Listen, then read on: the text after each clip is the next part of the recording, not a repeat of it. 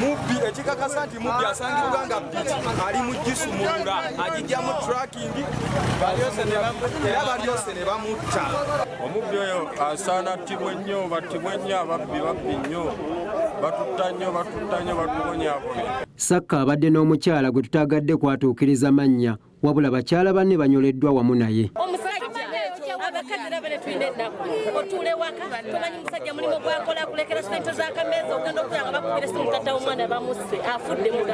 Amyuka omwogezi wa poliisi mu Kampala n'emirirwano Luuko Yesigire akakasizza okuttibwa kw'omusajja ono era nga batandikiddewo okunoonyereza.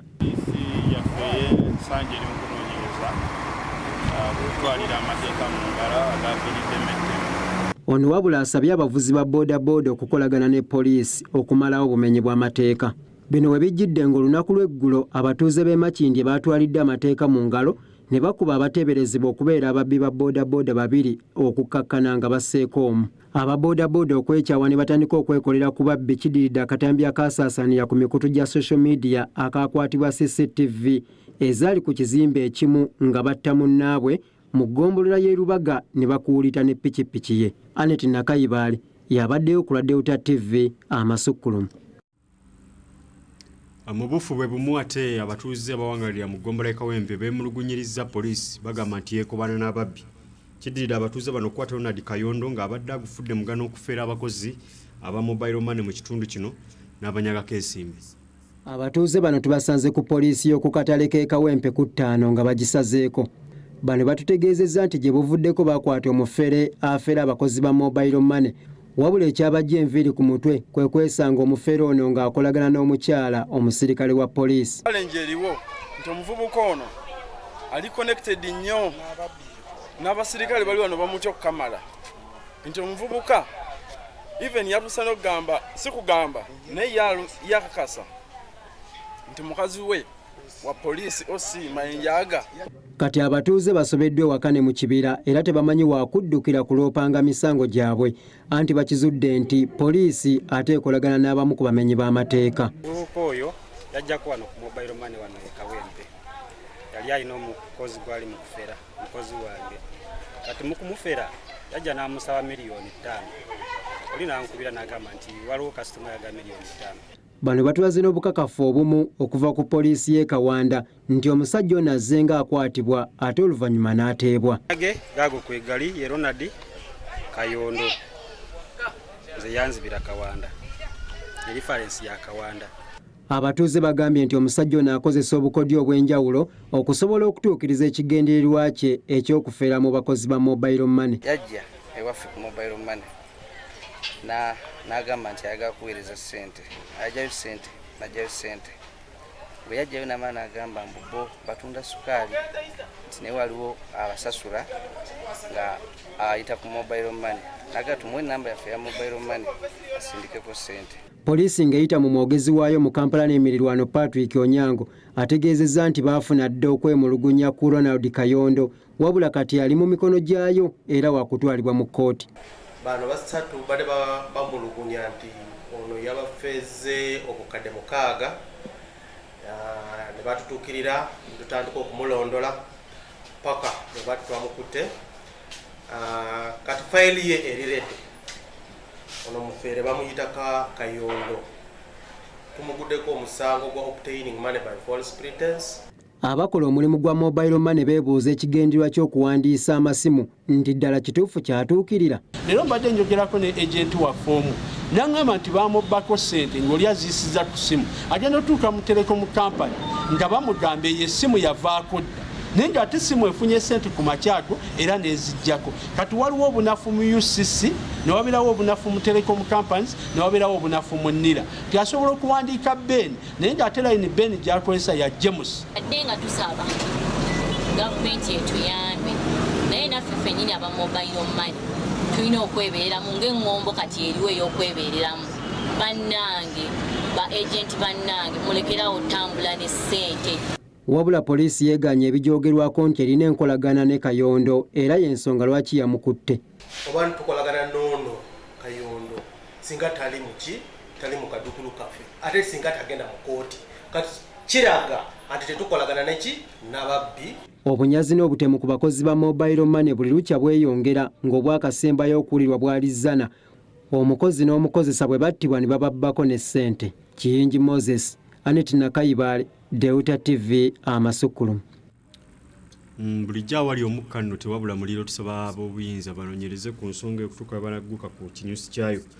Abatunuulizi b'ebyobufuzi mu ggwanga n'abakulu mu kibiina ki National Resistance Movement Basekeledde omuyimbi Joseph Mayanja amanyiddwa nga Jose Chameleone nti yakoze ensobi okwegatta ku kibiina ki Democratic Party kubanga tekirina gye kigenda kumwongerako mu byobufuzi olw'entalo z'ebyobufuzi eziri munda mu kibiina nga bannyini kyo baba bannakibiina kino beerumaaluma nga bwana bwa njala.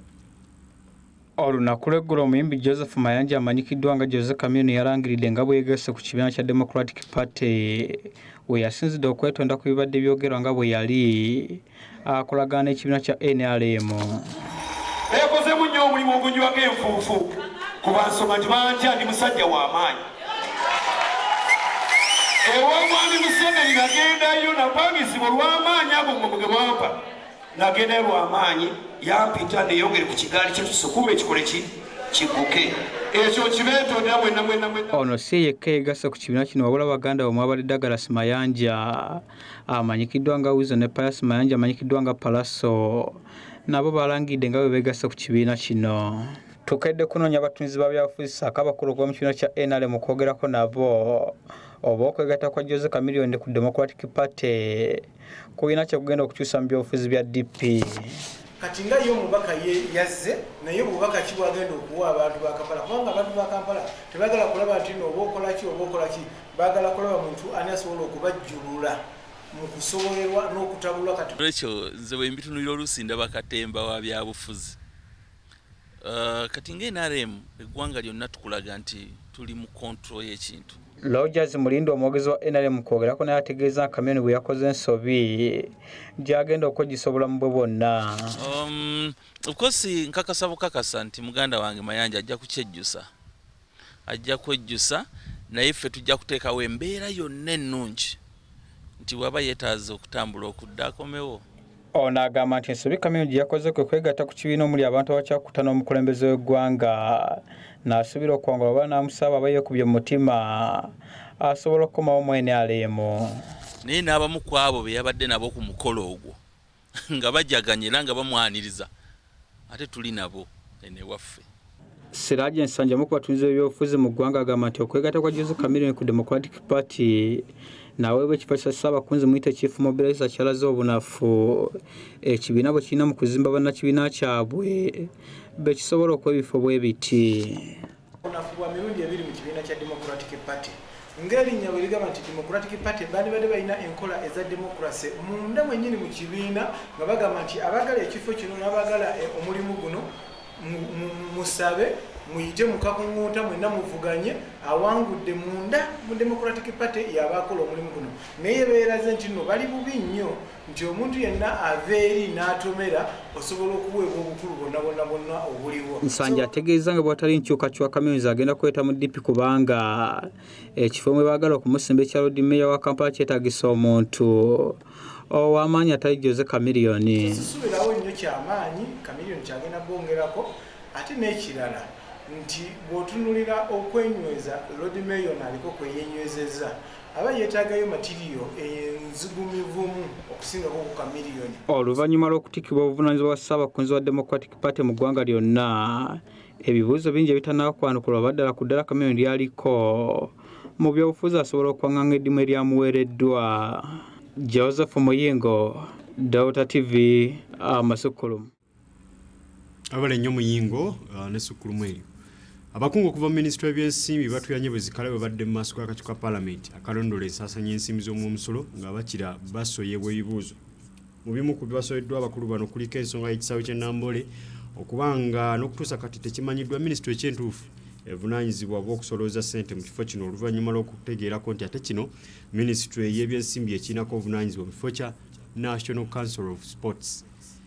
Olwaleero akakiiko ka Paalamenti akalondola ensaasanya y'ensimbi y'omuwi w'omusolo kasiibye kakunya abakulu okuva mu Minisitule y'Ebyensimbi okusinziira ku alipoota y'omubalirizi w'ebitabo bya gavumenti ey'omwaka gw'ebyensimbi 2017-2018. Is determined by ascertaining the revenues and the costs. Even these areas must have been captured from statement of affairs from that facility.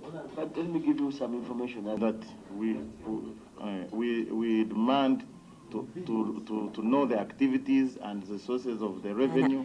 Okusinziira ku alipoota y'omubalirizi w'ebitabo bya gavumenti, ekisaawe ky'e Namboole kibanjibwawo omusolo ogubalirirwamu obukadde 8 ekiwuniikiriza ababaka nga bagamba buno Bobbi bwennyini. I see Mandela National Stadium has domestic areas of 875 million. Isn't it? Now, I want to know who is in charge of Namboole. Namboole Stadium is owned by 2 ministries. That's Ministry of Education and Ministry of Sports. Ministry of Education and Sports and Ministry of Finance. How do we get the income from it? From that taxes? Where does the dividend go? Because now these are shareholders. They have given management to some people who are... The company has not declared a dividend because they've not declared a dividend because they've had also some capitalization issues. Okuddaabiriza ekisaawe kino ekikutte mu mbinabina nakwo kwakaweereege oluvannyuma lw'okuba nga teri ministry eraga nti yefuna ensimbi ezikivaamu. Accounting officer, the stadium is and the hotel is under your hands. Money is being collected on daily basis. Instead of the money going back to revamp the entity, before we reach the private, there must be somebody pocketing the money. And the Bakawulin has come here and said, I don't own it. Here we are hearing finance saying they don't own it. But they have to do Mr. Chairman. Maybe for simplicity here, of all these members of here, who is the board member of Namboole? Mr. Chairman. What Namboole is true is owned by government of Uganda. And because of the act, the PAD Act, Privatization and Utility Sector Reform Act, the one which empowers privatization. Oluwaleero era akakiiko kakitegedde nga gavumenti bw'eteekateeka okufuna musiga nsimbi aweebwa obwannannyini bwakyo nti abakiddaabiriza abe ng'akisoloozaamu. As we talk now, these people are planning to privatize that stadium for private developer. They have mentioned it here. But the proceeds coming out of all those functions, people having the pastors, having their prayers there, where does the money go? That's why we are fighting to amend the National Council Resources Act so that they get back all their assets. Finance is eating all this money. Okusinziira ku babaka tekimanyiddwa musolo gwa ssente mmeka ezizze zisoloozebwa mu kifo kino, mpozi n'obwannannyini obutuufu nabwo tebumanyiddwa. Kati ababaka basazeewo okunoonyereza okuva ku myaka 5 egiyise bafune okumanya okutuufu kwani abadde ng'afuna ssente eziva mu kisaawe kino kuba tamanyiddwa. Shamim Naiga, Delta TV, Amasukkulumu. Ani tujja kumuzuula gye binaggwe naye tugera kutwala mu kuwumulako oluvannyuma lw'akanyomero kaffe kana kamanya byolya mu lukyakusomezesa emigaso egiri mu kulya amayuuni.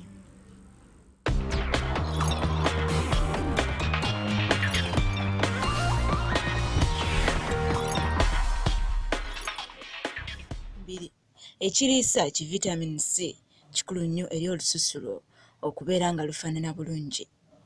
Kino osobola okukisanga mu jjuuni era omuntu alya ejjuuni olususulo lusigala lukula ssaako okubeera nga lusobola okulwanyisa endwadde era ne bw'ofuna amabwa luwona mangu. Olw'ekirungo ki potassium ekisangibwa mu jjuuni, obwongo bw'oyo agajjumbira buyambibwa okubeera nga bwogi ate mu abazadde abaagala abaana bammwe okukula nga bali kasazo ng'enjogera bweri ekyokulya kino mukifeeko nnyo. Vitamin A, C n'omunnyu gw'obutonde guyamba entambuza y'omusaayi ssaako okuguwa ebiriisa awo omuntu n'abeera nga takyayanguyirwa kulumbibwa birwadde. Ky'osaanye okumanya omusaayi gwo gye gukoma okubeera n'amaanyi gy'okoma n'obutalwalalwala. Wabula singa ofuula ejjuuni emu ku mmere yo eya buli lunaku. Manya by'olya.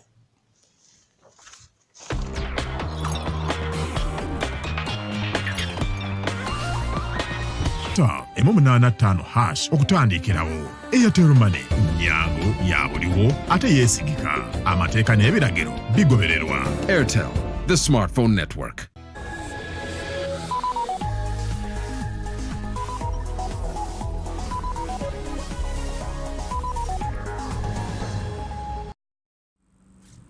Webale kubanga okyali naffe Amasukkulumu ekitundu kino kyakubiri.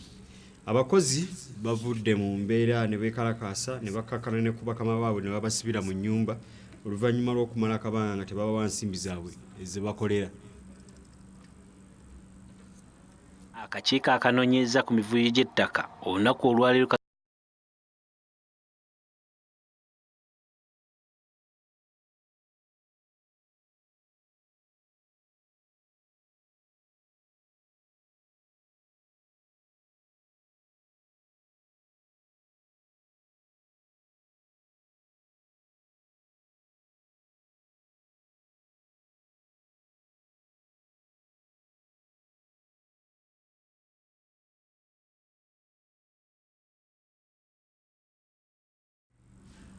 Tubeetondera olwakakakanzeemu ekyuma ky'omuzungu. Katugende maaso n'emboozi ekwata ku kakiiko k'eby'ettaka kabadde mu bitundu bya disitulikiti y'Ekweni eno ng'abatuuze ku byalo ebisoba mu 3 omuli Ngenge, Korite, Kimete bano nga kigambibwa okuba nti nno beekokkola munnamagye ali ku nnyota ya Meja Ronald Kimongezi nga bagamba nti yabatwalako ettaka lyabwe. Akakiiko akanoonyeza ku mivuyo gy'ettaka olunaku olwaleero kagenze mu disitulikiti y'Ekweni ne Bukwo. Abatuuze okuva ku byalo 3 omuli Ngenge, Korite ne Kirimute mu disitulikiti y'Ekweni mu Sebeyi balombojjedde akakiiko k'omulamuzi Catherine Mamugemereirwe ebikolobera ebizze bibakolebwako omusirikale w'eggye lya UPDF Major Ronald Kimongezi oluvannyuma ne batwalibwako ettaka lyabwe. In the same land, Major Kimongezi has agreed with his counterparts. They are hiring the same land to Basoka, Bagwere, Bagishu. So they are using that land by hiring it out and have looked us out. Bano abadde bakulembeddwamu Eliot Mukwana ssaako ne Hussein Chepkongini bagambye nti ettaka lyali lyabwe wabula ne bawalizibwa okulirekawo ekitundu kyabwe bwe kyagwamu obutabanguko obwaleetebwawo abakalumujja mu myaka g'7. Bano abasinkanye ab'akakiiko Ekweni bannyonnyodde nti ettaka lyabwe lyatwalibwa Meja Kimongezi nga yeeyambisa omwaganya ogw'abatuuze abaali bagenze mu buwaŋŋanguse. People who lived there mainly were Babuksu, and they were living along the river. Now, because they were farmers and others were fisheries. So these people and the same area has a cruel petroleum.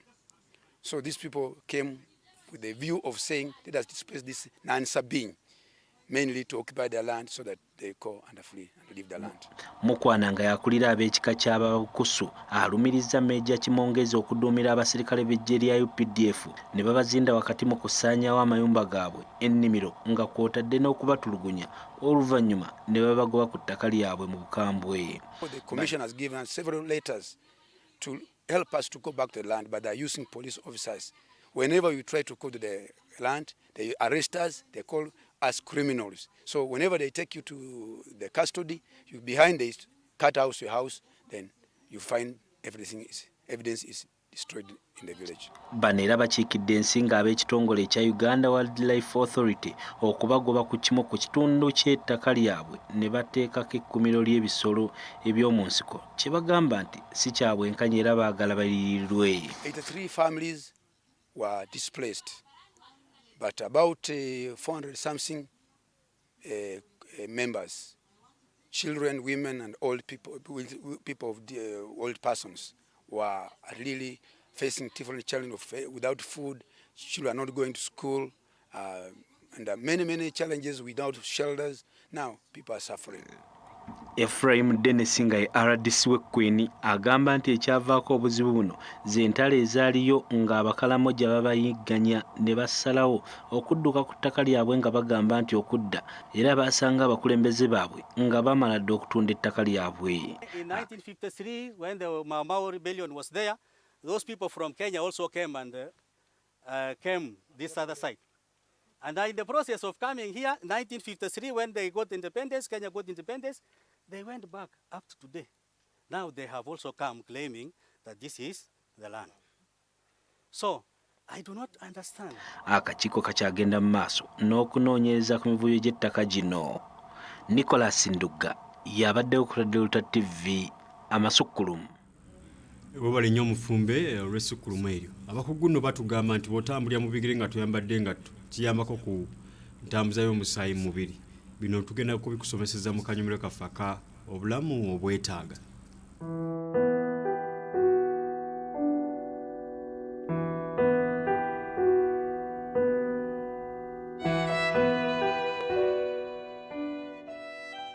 Singa obeera oyitaayita n'osanga omuntu ng'atambulira mu bigere nga talina kyayambadde wadde engatto oba sapatu, bangi bayinza okulowooza nti alina ekizibu ku mutwe.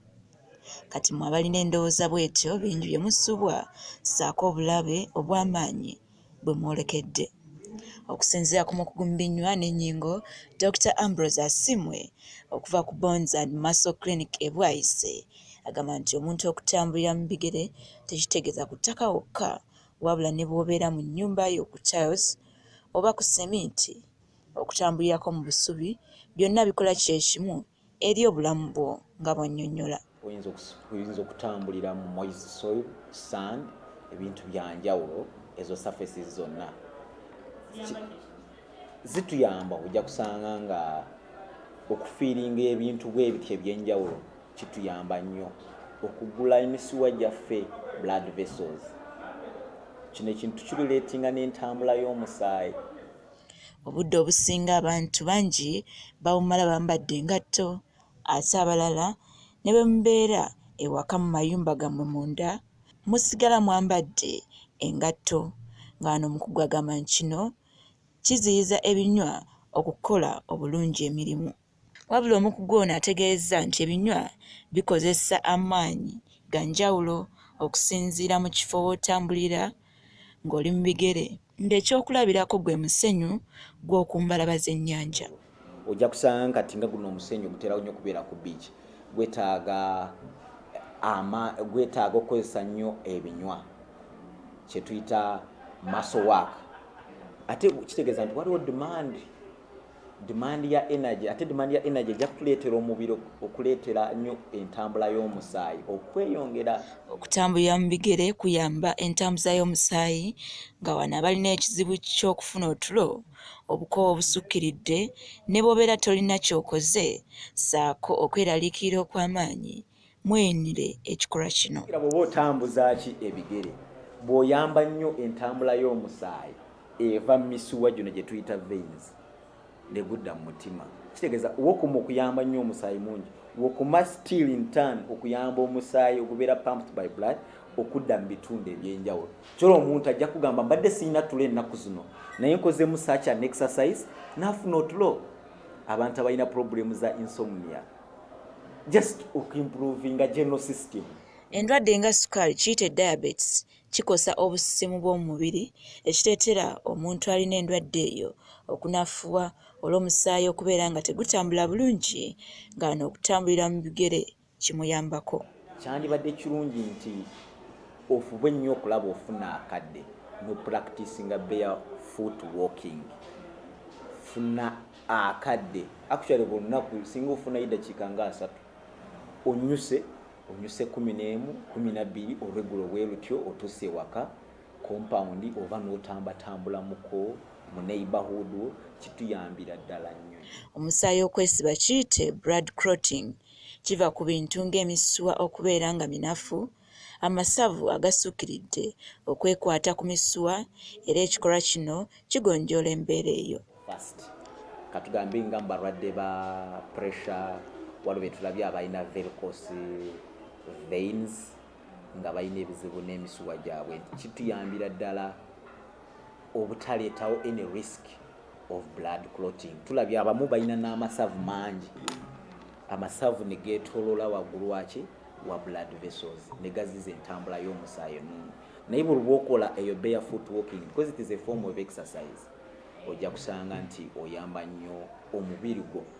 Ky'osaanye okumanya, okutambulira mu bigere nakyo kika kya dduyiro ky'olina okwettanira endwadde naddala eziva kutataaganyisibwa kw'entambula y'omusaayi oziwone obulamu obwetaaga.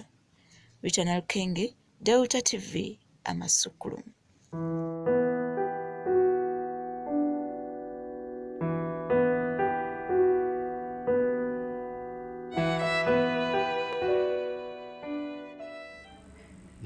Richard Kenge bali kusomesa abantu ddala obulamu obwetaaga naawe okakasiza.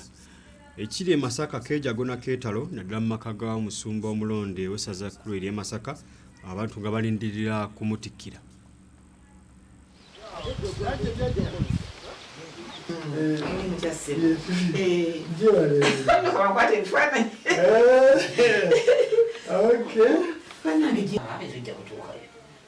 Also fait.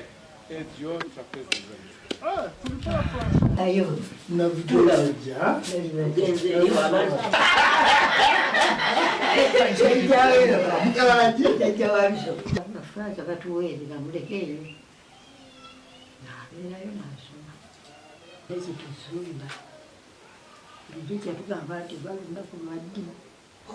tuba tugamba nti Mukama atuleetedde ng'atwagala atooba tugaa nti oba yatugulira ggulu kubo mu ggulu asessaala ng'agamba mutowe mukulu we bwaddako nga mugajira nti kyokka nja kusoma obwafaaza nzimuga nti obakusobola jjomba tinja kusoma obwafaaza kakanaka nti faaza bw'aba ayogera olula tini essaala z'asoma mpulira bulungi nnyo naye nja kuzikwata nakati tugamba taata watu nga taata ti jjomba nayagala okusoma obwafaaza kusoma kwera yali nga muntu wa mulembe nnyo nga mugezi bulungi kuba ekifo ekyasembangayo kuli ekyabanga kyakusatu mwenyumirizamu kubanga asitudde ekika kyaffe ne famire yaffe naffe ne twebaza Mukama olw'ekitiibwa ekyo muto waffe kyaleesa awaka. Ebitundu ebirala byonna bijja kulabirako naye nze kyemmanyi nti eddiini egenda kunyinyikala nnyo wano. Era ng'akyali mu seminaari y'Entebbe Kalasa yalondebwako okubeera edi prefect era nawaana e Katigondo yali weewaawo kyekiri e Masaka nga bagenda okutikkira Musumba Jjumba. Tugenda kuba tetukutwalako ebweru w'eggwanga nga ebiri mu ggwanga erya Sudan. Tetunaba kubatuusaako ate ebiri mu ggwanga erya Sudan. Abavuzi ba takisi mu kibiina kyabwe ekya Kotiso olunaku olwaleero baweze nga bwe bagenda okubeera nga bakolawo akatiisa singa poliisi tesazaamu bakuyimiriza bikwekwetu byetandise okubeera ng'essaawo omuli n'enkola ebibaluwa empya. Bino bibadde mu lukuŋŋaana lwabwe olubadde wali ku Wodi Kampala ku muzikiti. Gye buvuddeko poliisi y'ebidduka mu Kampala yatongoza enkola empya ey'okuwa baddereeva b'ebidduka ebipapula singa baba bavuze bubi ku nguudo wamu n'okweyisa obubi. Okuva poliisi eno lyatongoza enteekateeka eno ezeekola ebikwekweto ku mmotoka ez'enjawulo era nga kino kiwaliriza abavuzi ba takisi bonna mu Kampala okukuŋŋaana awamu okuwakanya enteekateeka eno. Bano nga bakulembeddwamu ssentebe waabwe Yasini Ssematimba bagamba nti enkola eno eraba ebipapula ebitannasasulwa eyatongozebwa poliisi gye buvuddeko yayongeramu ebipapula ebyasasulwa edda okuva edda mu mwaka gwa 2016. Mwezi gwa Desemba wabeerawo ensasage mu ggwanga abantu nga balina obujulizi obulaga nti baasasula ebipapula naye ne bitava mu system. Ese nabadde n'abatiko yiri ekiro nga amaze okukwata dreva bonna ekiro aŋŋamba ebipapula byaleese dreva waffe yalemedde nga biri mu pamenti ye nga biriko 215 okuvaawo kwambuka wamu. Bano bagamba nti ebikwekweto ebikolebwa ennaku zino tebiwadde mwagaanya bagoba ba takisi kwennyonnyolako kukakasa nti baasasula wabula bakwatibwa ne basibibwa n'emmotoka zaabwe ne zisibibwa. Bwe baleese sisitimu empya bagiroodinzeemu data omukadde bwe twawakanya era ekituleese olwaleero ng'amapoliisi mangi abadrayiva n'emmotoka bikwatiddwa nga naye nga baba bivunaana ebikadde byetwakola ki byetwavaamu.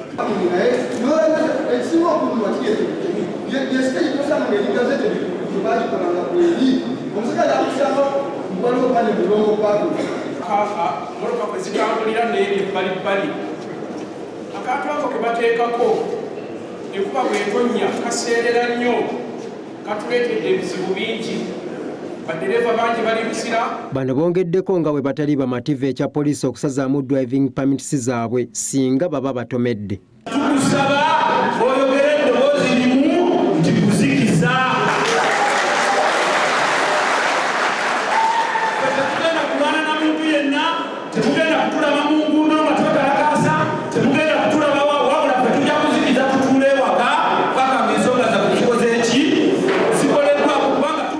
lukuŋŋaana luno akulira ekitongole kigatta abakozi ekya Amalgamated Transport and General Workers Union Asha Wilson Were ategeezezza nti enkola eno engeri gy'eri empya abagoba ba mmotoka bandibadde batunulwamu ne basonyiwa ebipapula ebikadde ne batandika ebitono.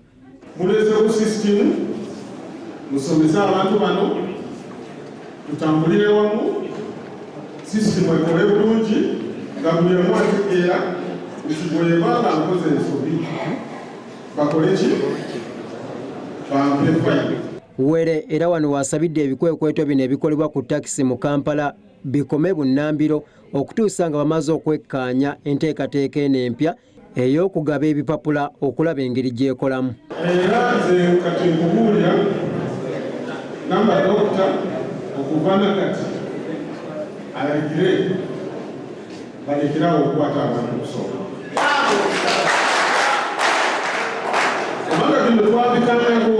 Were era akalatidde baddereeva bonna mu ggwanga okufaayo ennyo okubeera obumu mu mulimu gwabwe okusobola okumalawo obukuubagano obuzze bubeeramu wamu n'okubeera nga bakuuma empisa. Wabula wano abapoliisi y'ebidduka nga bakulembeddwamu omwogezi wa poliisi y'ebidduka Charles Sebambuulidde bakakasizza nti tewali kigenda kukyukamu kuba enkola enkadde yennyini gye bazizza mu tekinologiya. Kubanga ekibadde bwe kiyitako ennaku 28 kiteekamu ki engasi oba bakugamba nti bakukwatidde lwa kipapula kya 2013 era omwaka ennaku ze bakikubeeri zisigalawo nga zezo.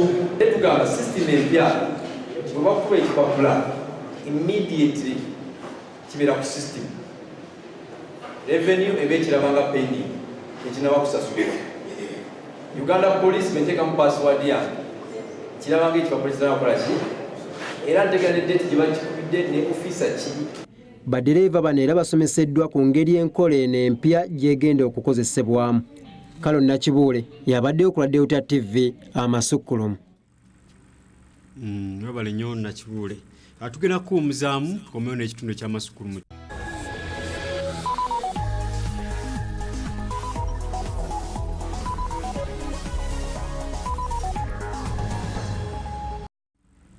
Amasukkulumu ku Delta TV.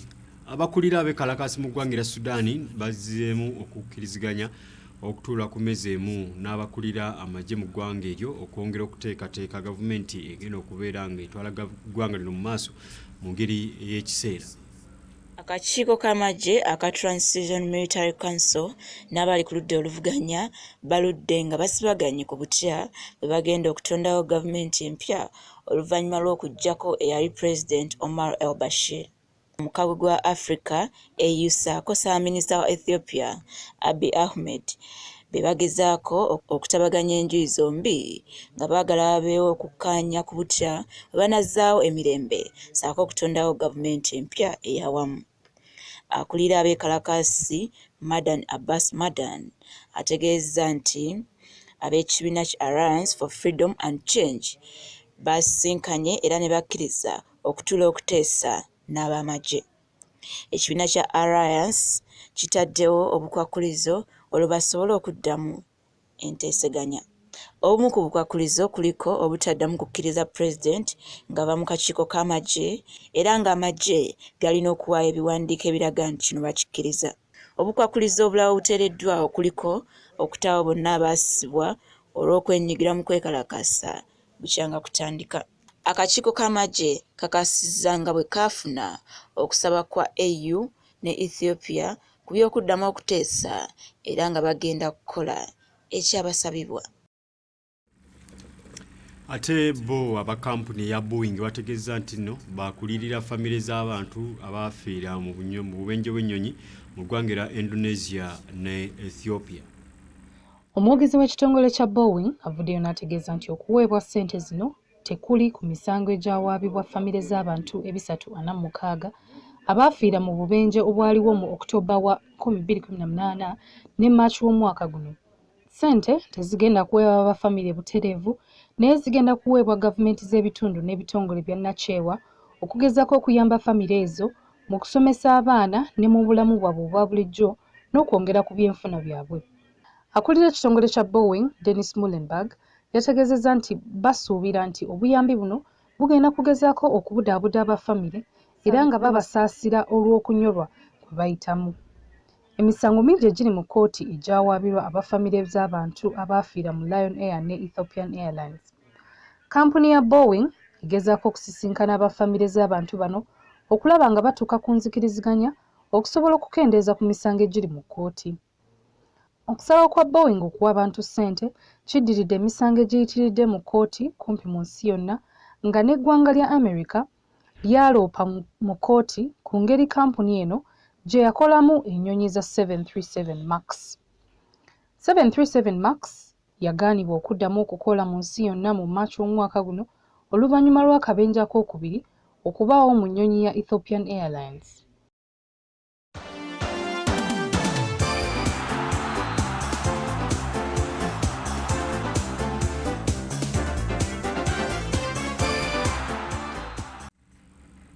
Wow, tiimu y'eggwanga ey'abakyala babaka the Chameleone esibuddwa olwaleero okugenda mu kibuga Liverpool ekya Bungereza mu bagenda kubeera nga batuukira mpaka ez'ekikopo ky'ensi yonna. Bw'abadde asibula ttiimu eno mu butongole minisita w'ebyemizannyo n'enjigiriza Binyeti Kataha Museveni ategeezezza abazannyi bano nti bateekeddwa kulwanira beeri lya Uganda okusigala ng'eri waggulu n'okukulembeza empisa mu byonna.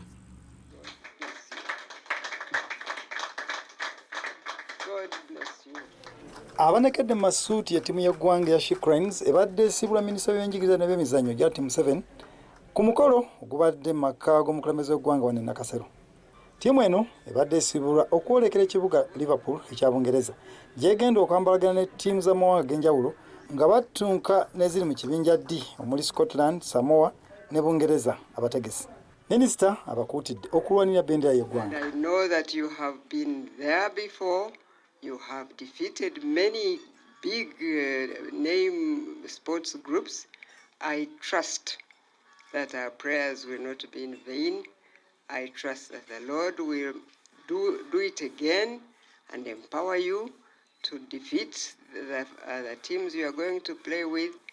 And just remember, if you pray at all. Nga ttiimu y'eggwanga erwana okuva mu kifo eky'omunaana mu nsi yonna kye baafuna mu mpaka ezaali mu ggwanga lya Australia mu 2015 abazannyi bagamba nti bamalirivu okuvuganya mu mpaka zino. We've been training together and everyone is fit and everyone is like with one team, one heart as a teamwork. That's all I can tell you for now. As you can see, the players are happy and ready to go for the game. Ttiimu y'eggwanga etutte ttiimu erimu abagobakira ensimbi babiri omuli Mary Nuba ne Peace Poscovia gwe bagenda okusanga e Bungereza.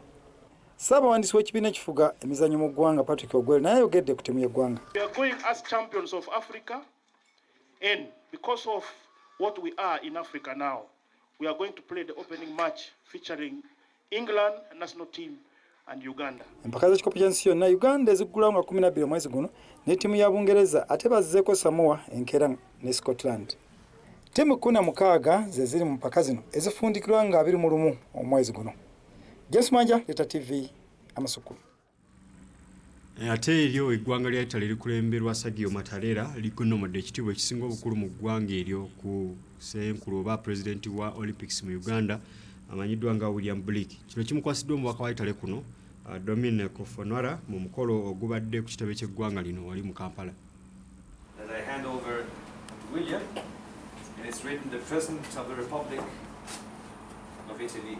Libadde essanyu jjereere eri ekibiina ekifuga emizannyo gya Olympics mu ggwanga saakuba n'emizannyo okutwalira wamu olw'ekitiibwa ekisingayo bunene mu ggwanga lya Italy ekigonnomoddwako pulezidenti wa Uganda Olympic Committee William Blake.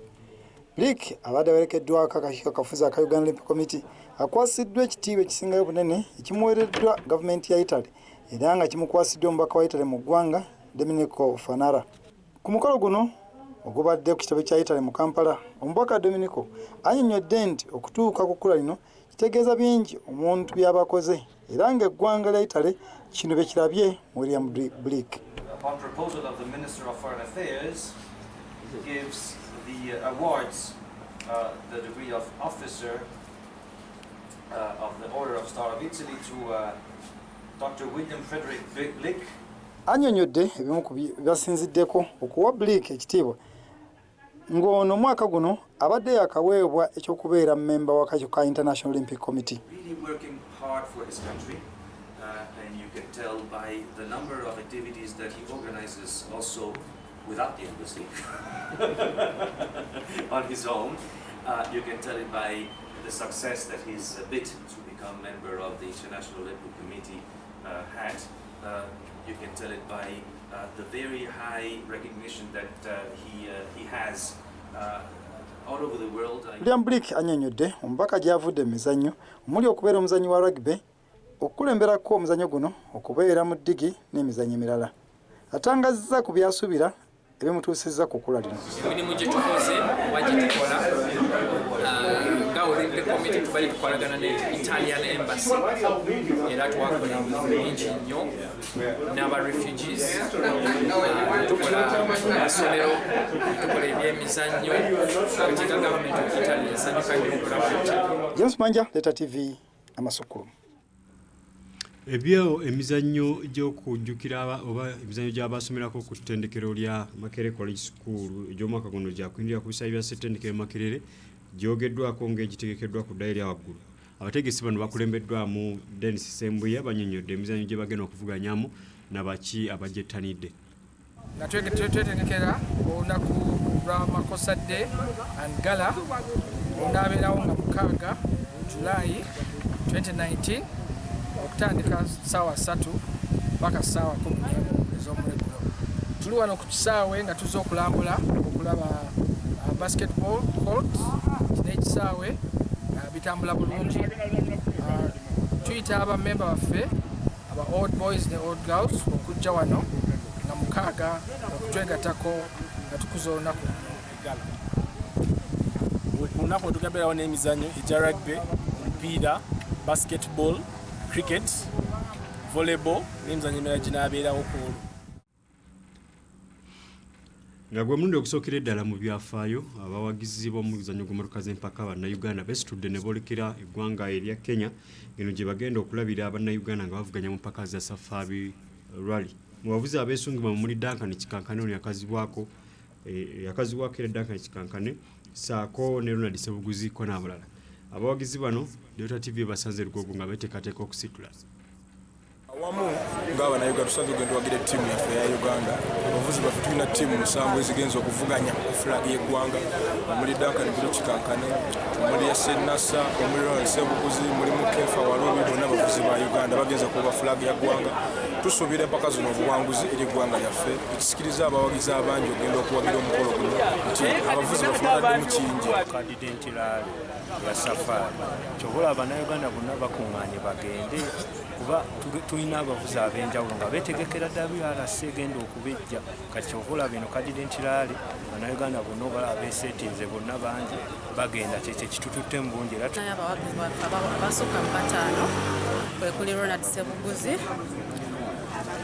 So bangi nnyo tugenda bawagira tuli beetegefu nnyo kubanga ekintu tulina okikikubawo. Embedde wano ku mulirwano mu Kenya. Ensonga lwaki abantu bagijjumbidde nnyo ate kyakubiri n'abavuzi baffe mwe bali ate nga bulijjo ne batabaamu.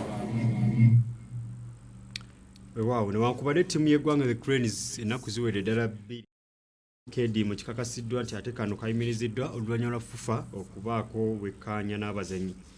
Kya Cranes yakulula ne Senegal mu mpaka z'ekikopo ky'omupiira ogw'ebigere ku luka lwa Africa ekya AFCON mu luzannya lwa ttiimu 16 luno nga lusuubirwa okuba okwokufa n'okuwona.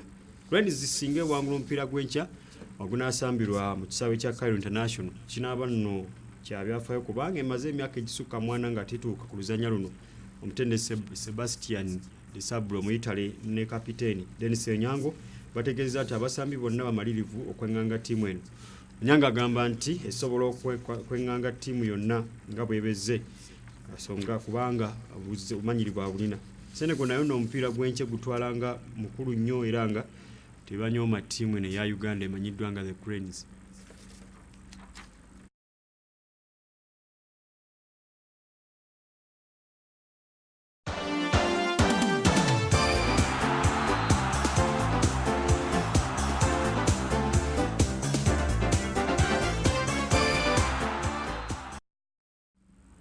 kituufu abetanira Amasukkulumu okusukka wano manyi mu kubanga misu naye njagala okubebaza okubanga mutwekumiddeko okuva ku ntandikwa ya dimansi eno twagajjako akawuwo kati okutuuka ate wano munanga ate omulala wagenda okuva agende mupaaso paka aligandayo lya weekend mundeke ngenda ate nange ngalangatanye ekiwanga mu ngalo bannaffe ab'ebyemizannyo we bali bagenda kubanga tebakutwala mu maaso munnaffe Ssenga obedda akira mulaba yeetalanga Namutale omunyage Kente Lukeberwa agundegunde